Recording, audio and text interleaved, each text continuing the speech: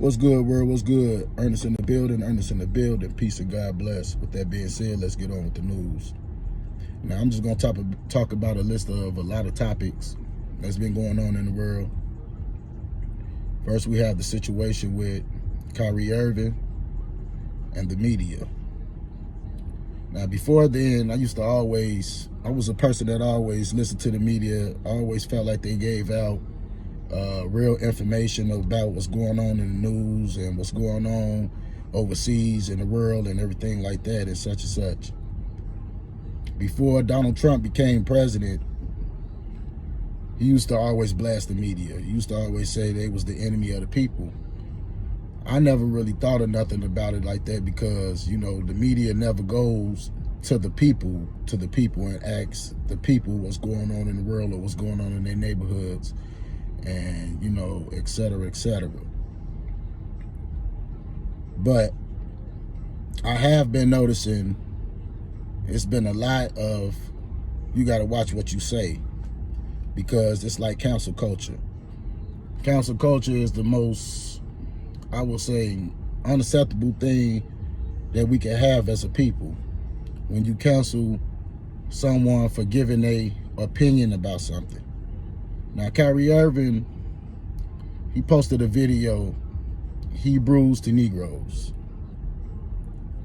And all he did was post it. You know, it wasn't nothing like he promoted. It wasn't nothing like he created, or it wasn't a movie that he was in. He just, you know, posted it on his Instagram account.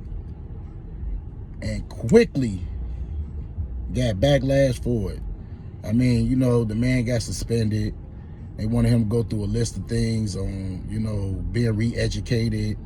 You know, I will say that that's race tactics at its most. You know what I'm saying? It's race tactics without saying the word nigga.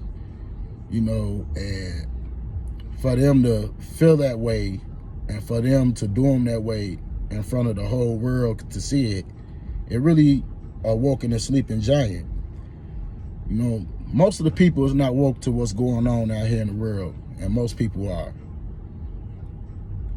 Now, you have pundits like Stephen A. Smith, you have pundits like Molly Curran, or if that's her name, you have Richard Jefferson, you have all these, you know, these old heads that used to play basketball that you would think would know the game of basketball, but instead they would want to go against something bigger than what it is, you know, to win brownie points, I would say. Now, Kyrie got all this backlash when Amazon was the one that promoted the video. I mean, it was in movie theaters. It was in Shaq's movie theater. And we didn't hear anything about the media saying nothing to Jeff Bezos, one of the richest men in America. We pick and choose on what stories we want to navigate on, or we want to keep bringing attention to. Now, when Brett Favre stole all that money from the, I call it the aid office, because it gives people aid. But when he stole all that money from people that really needed it, we had maybe the story maybe lasted a day or two, and then it went straight under the rug. He was able to say he didn't know nothing about it. And much I remind you, Brett Favre is a Hall of Famer. He's a very rich guy that I felt like he didn't need to take the money out of people's mouths that really needed it, or kids. This should have been a bigger story than what Kyrie Irving posted, but it wasn't. He swept it right under the rug. They don't even talk about it no more. Must I remind you, it's another story. Jerry Jones, the owner of the Dallas Cowboys, was recently seen in a segregated photo about keeping colors out of their school. Now, yeah, he must have been 12, 13, 14 years old, but he was still out there. He was still spotted after all these years. And what do the clown Stephen A. Smith say? he was just a young boy. He didn't know what was going on and blah, blah, blah. $10 million, what do you call him? $10 million Hebrew nigga. You know what I'm saying? Anybody say anything to get the paper, to get the bag. And that's what he do. He tarnishes his own people. He sits up there, he criticizes us to the point where, you know, to make his boss happy. And you know who the bosses is, who, you know what they say. They say the real Hebrews was the Jews. And then they said the real Hebrews was the blacks. You give your own take on that. You do your own research on that. All I'm saying is it's not a double standard of what the fuck is going on. And I know everybody sees it. You know, it's we do it to ourselves. We our own worst enemy. All the music you hear about these days is about murder, death, kill. Murder, death, kill, and sex. We have a lot of children that be on these platforms, whether it's Facebook, Instagram, Snapchat, Twitter. They be on these platforms and they see all kind of things that goes on. And I'm challenging us as a people. Why do we continue to let these things happen? I mean, why? Why do we continue to sit back knowing that things is wrong when we see videos of a guy dancing with the devil or another guy with thongs on kissing another man? I have nothing against gay folks. You know, hey, they do what they do. But I do have an opinion on what they put on television for our children to see. I definitely do. I want to touch on another topic too. Excuse me. And this topic is about Charleston White. Now, Charleston White, he got half of the people that love him. He got half that hate him. You know, I mean, you're going to go through criticism. When you give your opinion about something, you're going to say things that rub people the wrong way that they ain't going to like. But sometimes you have to say it because it have to be said, whether they like it or not.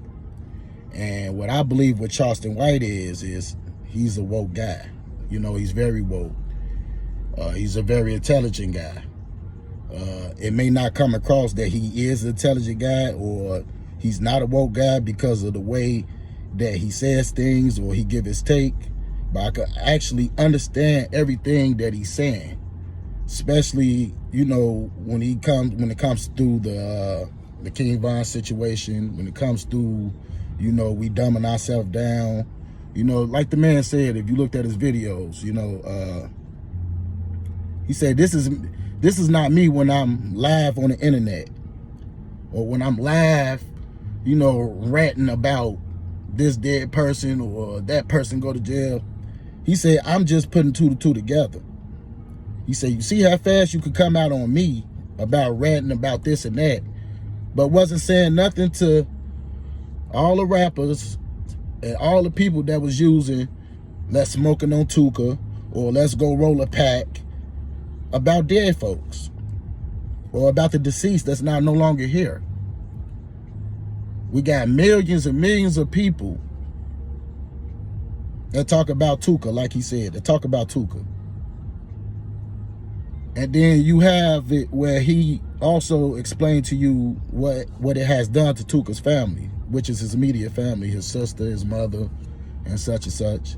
You know, where his sister had to go to, you know, one of those hospitals because they kept on saying her brother's name and she kept on hearing their songs.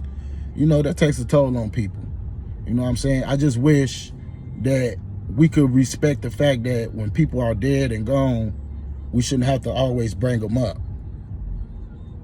We shouldn't have to always